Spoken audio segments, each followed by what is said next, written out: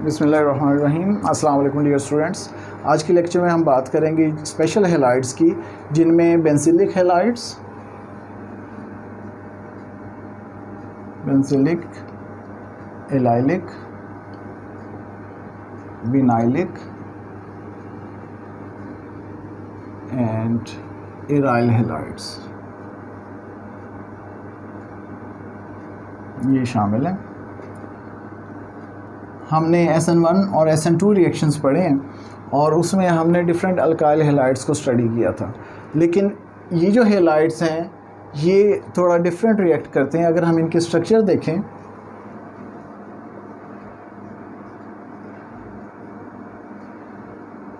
CH2Cl, ये होगा benzyl chloride,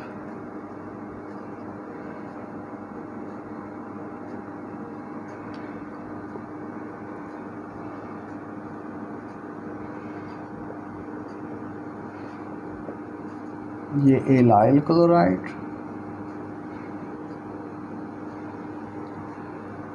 और विनाइल क्लोराइड, ये हमारे पास CH2CHCl, इसको कहते हैं विनाइल क्लोराइड। और इसी तरह अगर हैलाइड डायरेक्टली बेंजीन रिंग पे अटैच हो तो अगर यहाँ पे X है तो हैलाइड, अदरवाइज़ क्लोरो लगा हुआ है तो क्लोरोबेंजीन कह सकते हैं इसको।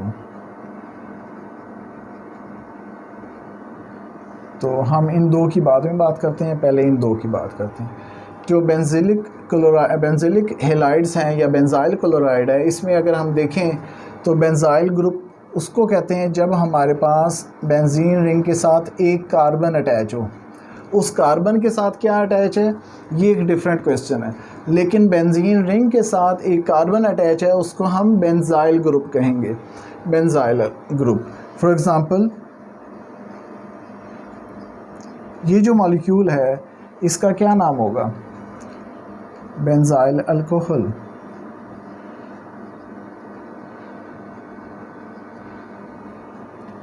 इसी तरह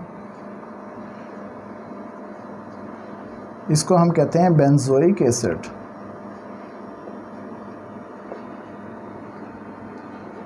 और अगर हमारे पास PHCH2Cl, इसको कहते हैं बेंजाइल क्लोराइड।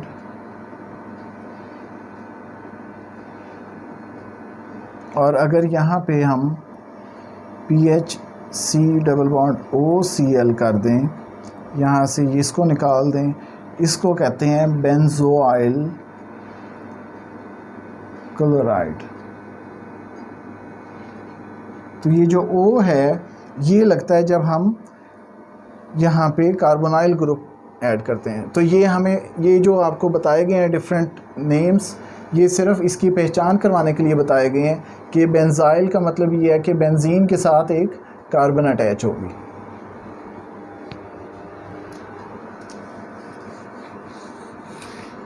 ओके,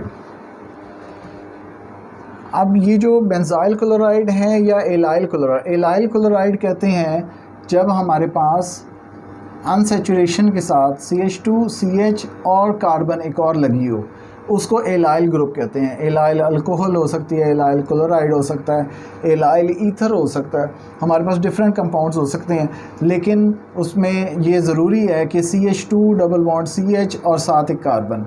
यहाँ पे भी हमारे पास पीछे कोई और R ग्रुप हो सकता है, लेकिन ये जो स्ट्रक्चरल यूनिट है ये प्रेजेंट होना ज़रूरी है, ये एलाइलिक ग्रुप है।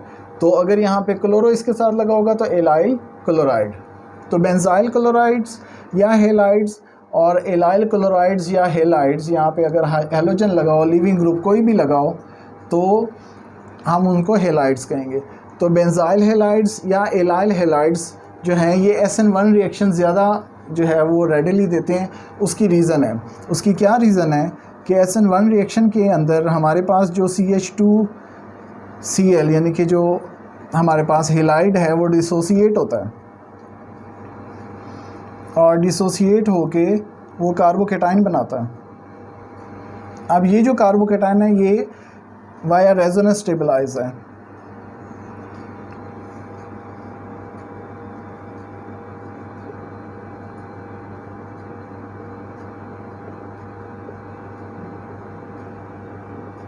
तो हमारे पास डिफरेंट रेजोनेंस कंट्रीब्यूटिंग स्ट्रक्चर्स बन सकते हैं as a result of this resonance.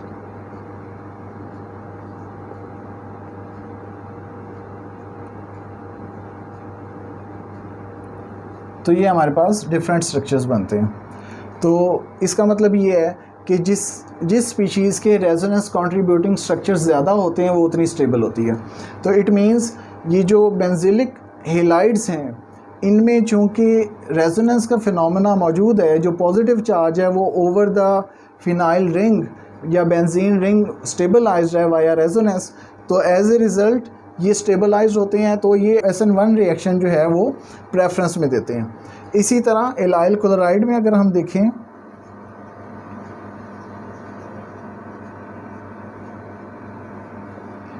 ये भी जब डिसोसिएट होता है फर्स्ट स्टेप में SN1 के कंडीशंस में,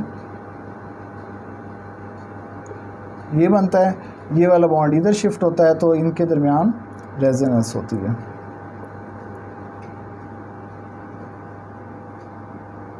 ये बनेगा। तो अब हम इसकी एग्जांपल देखते हैं।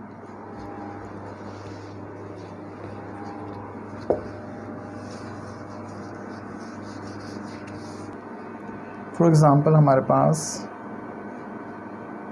बेंजाइल क्लोराइड है, तो SN1 रिएक्शन की कंडीशंस में ये डिसोसिएट होगा और हमारे पास यहाँ पे कार्बोकेटाइन बनेगा।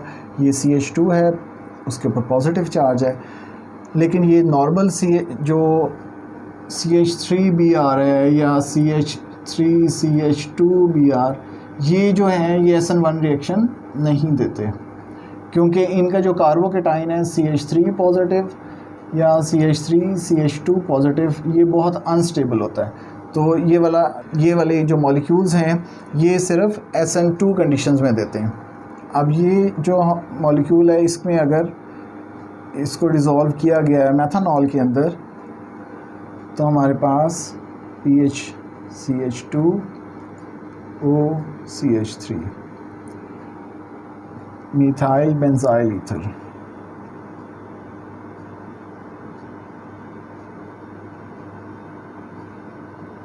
ये बनेगा। यहाँ पे दरमियान में हमारे पास ईथर लिंकेज है।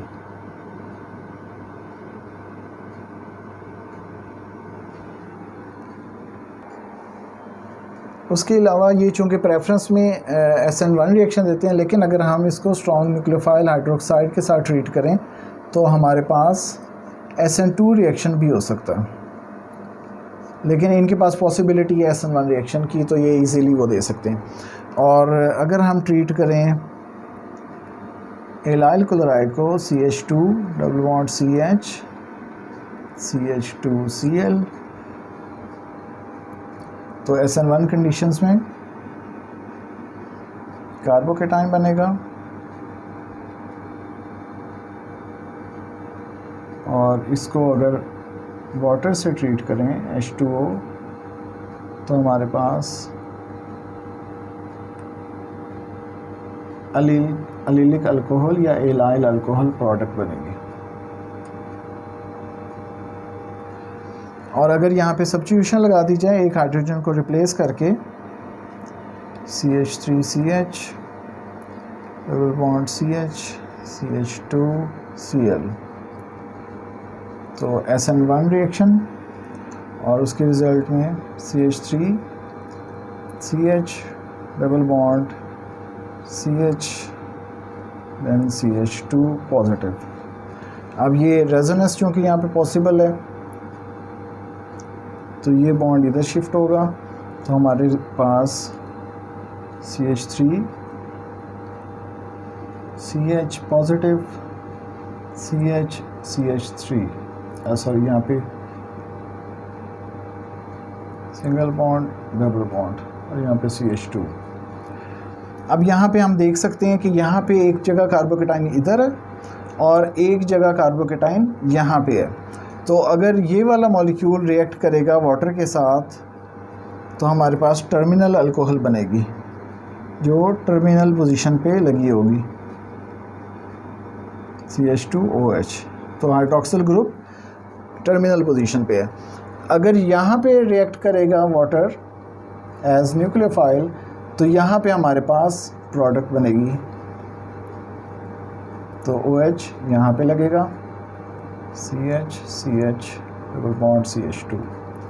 तो हमारे पास डिफरेंट आइसोमर्स बन सकते हैं, डिपेंड करता है जो हमारा स्टार्टिंग मटेरियल है उसका स्ट्रक्चर क्या है। तो ये वाले रिएक्शंस हैं, ये जो एलाइल क्लोराइड्स हैं, ये SN2 में भी रिएक्ट कर सकते हैं, यानी कि हाइड्रोक्साइड के साथ ट्रीट करें तो ये इसके ऊपर अटैक कर सकता है, ये निकल जाएगा। तो एज ए रिज़ल्ट हमारे पास एलाइल अल्कोहल बनेगी।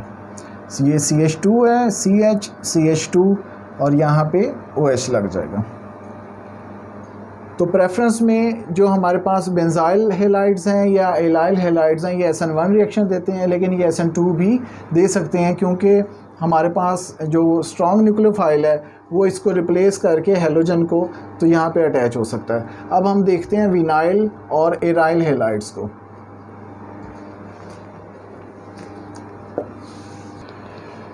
ओके, अब हम विनाइल क्लोराइड या विनाइल हेलाइड्स और एराइल हेलाइड्स की बात करते हैं।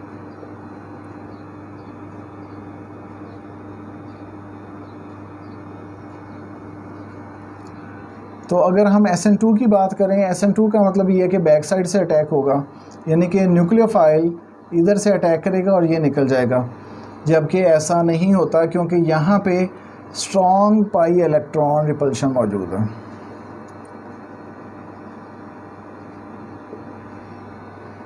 इसी तरह यहाँ पे भी SN2 के केस में न्यूक्लियोफाइल अटैक नहीं करेगा, क्योंकि यहाँ पे भी स्ट्रॉन्ग इलेक्ट्रॉन रिपल्शन ये मौजूद है। और ये तो था SN2, क्योंकि हमें पता है SN2 रिएक्शन में बैक साइड अटैक होता है और फ्रंट से लिविंग ग्रुप निकल जाता है। तो न्यूक्लियोफाइल ने ट्राई किया यहाँ पे अटैक करने के लिए, लेकिन हमारे पास क्योंकि यहाँ पे पाई इलेक्ट्रॉन्स की एक्सेस मौजूद है तो ये उसको रिपेल करते हैं और एज ए रिज़ल्ट ये रिएक्शन नहीं होता।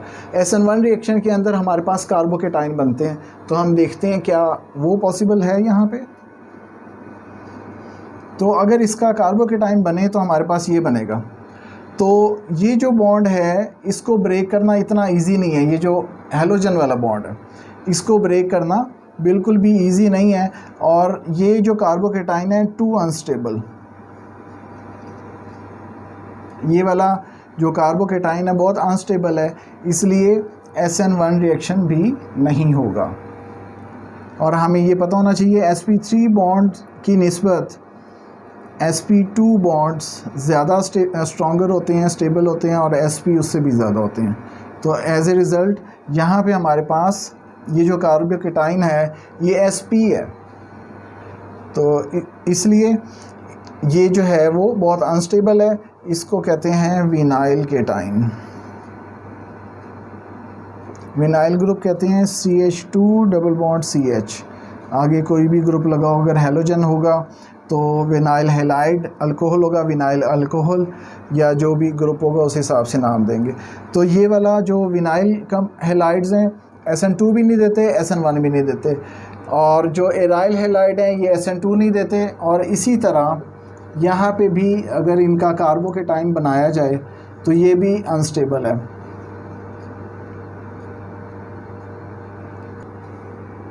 तो चूँकि ये sp हाइब्रिडाइज्ड है ये भी अनस्टेबल है, और एज ए रिज़ल्ट जो हमारे पास बेंजाइल एराइल हेलाइड्स हैं और विनाइल हेलाइड्स ये ना SN2 रिएक्शन देते हैं ना ही SN1 रिएक्शन देते हैं, जबकि बेंजाइल हेलाइड्स और एलाइल हेलाइड्स ये SN1 और SN2 दोनों रिएक्शन दे सकते हैं। उम्मीद है आज का लेक्चर आपको समझ आ गया होगा। अगर इस लेक्चर में कोई कन्फ्यूजन है या कोई क्वेश्चन है तो आप अपना जो क्वेश्चन है वो कमेंट बॉक्स में पुट कर सकते हैं। थैंक्स।